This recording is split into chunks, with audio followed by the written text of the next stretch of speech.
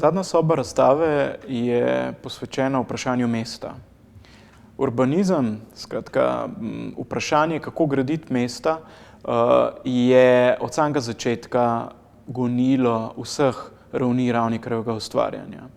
Na drevesu arhitekture, ki ste ga lahko opazili pri samem vstopu na razstavo, je glavni, največji in vrhovni poganjek tega raznolikega drevesa arhitekture, ki vključuje tako gradnjo stavb, kot tudi poučevanje, zgodovino arhitekture, društveno življenje, industrijsko oblikovanje, grafično oblikovanje, likovno vzgojo.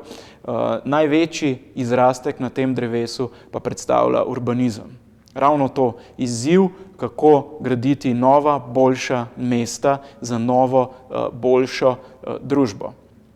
To ni nekaj, kar bi ločili Ravnikar od njegovih modernističnih kolegov. Vprašanje zdravega, humanega, odprtega, demokratičnega mesta je bilo v bistvu v samem gonilu projekta modernistične arhitekture.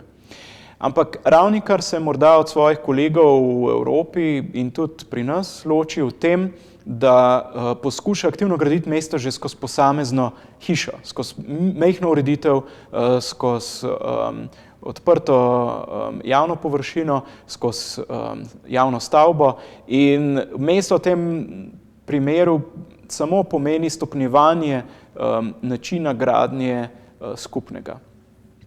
Z nalogo popolnoma novega mesta, z nalogo, ki se arhitektu redko v njegovi karieri ponudi, se Ravnikar sreča že precej zgodaj.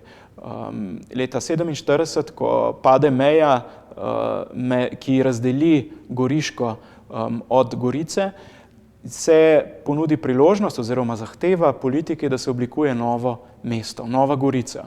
In Ravnikar kljub samo kratkemu angažmaju pri tej nalogi začrta vse osnovne vidike tega mesta, ki je po eni strani še vedno zelo Le Corbusierjansko, skratka izkazuje Ravnikarjeve izkušnje v ateljeju Le Corbusier v Parizu leta 1939, po drugi strani pa nakazuje že, da Ravnikar ne želi postati dogmatičen modernistični arhitekt, ki samo prenaša vzore iz Pariza na domačo grudo. Obratno, Ravnikar suvereno oblikuje modernistični prostor z poznavanjem oziroma ga združi s poznavanjem zgodovine arhitekture in javnih prostorov mediteranskih mest.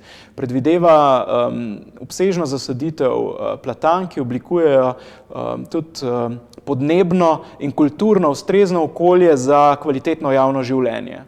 To ni več tabula rasa, kjer se postavlja modernistične stavbe v nekem neartikuliranem zelenju.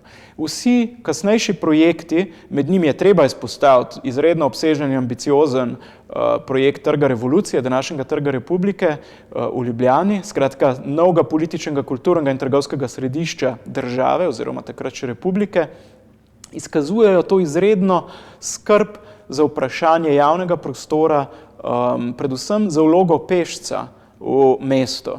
Ne pozabimo, da 60. leta so obdobje, ko večina modernističnih arhitektov preferira avtomobil kot znanilec prihodnosti, Ravnikar pa vedno, tudi zaradi poznavanja zgodovine arhitekture, poudarja izkušnjo pešca, sekvenčne poglede, premikanje pešca skozi prostor, in samo skozi oči pešca lahko razumemo to specifično zasnovo Trga revolucije, kjer je pešec v bistvu privilegiran obiskovalec tega prostora. Razstava se zaključuje z dvema nerealiziranima projektoma za Skopje in za Benetke. Po eni strani sta ta projekta že skoraj ugasnila v pozabo, po drugi strani pa sta, vsaj po mojem mnenju, osrednji dokaz, zakaj je Ravnikarjeva arhitektura še danes ne samo poglavje zgodovine arhitekture, ampak bistveni izziv, kako ustvarjati humano, egalitarno in predvsem okoljsko in družbeno vzdržno mesto za 21. stoletje.